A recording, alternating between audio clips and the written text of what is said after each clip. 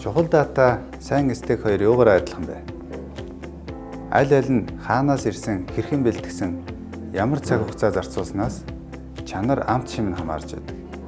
Бидний бүтээгдэхүүн амт чанараа алдалгүйгээр хэрэглэгчийн ширээн дээр тавигдаж, брендинг амлалтаа биелүүлж явах нь хамгийн чухал.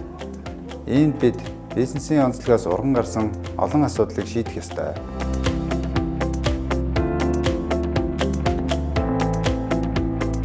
Бид Agentic AI-та бизнес центрадыг сонгосон.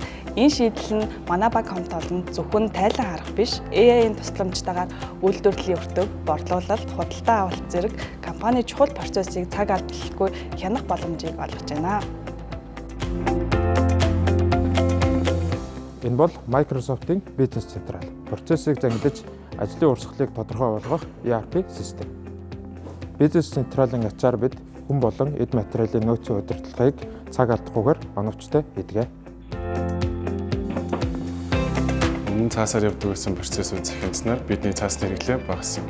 Одоо бид хийхтэй материалаа нэг л хайлтаар болдог гэсэн.